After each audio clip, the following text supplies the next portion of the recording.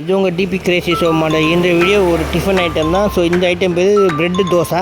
So இதுக்கு bread எடுத்துக்கணும், தோசை மாவு எடுத்துக்கணும், அது கூட மசாலா இன்க்ரீடியன்ட்ஸ் எடுத்துக்கணும்.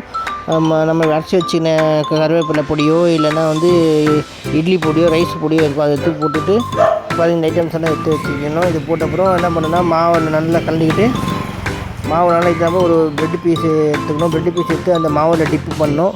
மாவில் டிப்பு பண்ணி அப்படியே நம்ம தோசை கடையில் நம்ம பஜ்ஜி போடுற மாதிரி டைப் தான். அப்படியே தோசை டிப் பண்ணி அதை போட்டுட்டு மேலே மசாலா தூவிக்கலாம். ரெடி பண்ண வச்சுருக்க மசாலா நல்லா வெந்த அப்புறம் நம்ம சாப்பிட்லாம். ஸோ டேஸ்டியாகவும் ஹெல்த்தியாகவும் இருக்கும். ஸோ இது கூட நம்ம வெரைட்டி மசாலா கூட சேர்த்துக்கின்னு அது கூட போட்டுக்கலாம். ஸோ எவ்ரி மார்னிங் அதுதான் நம்ம சாப்பிட்றோன்னா டிஃப்ரெண்ட்டாக இந்த மாதிரி ப்ரெட்டு வெறுமே சாப்பிட்டா கஷ்டமாக இருக்கிறவங்களுக்கு இந்த ப்ரெட்டு தோசை ஒரு புது ஐட்டமாக இருக்கும். ஸோ சாப்பிடுங்க, ட்ரை பண்ணுங்கள், ஸ்டார்ட் பண்ணுங்கள்.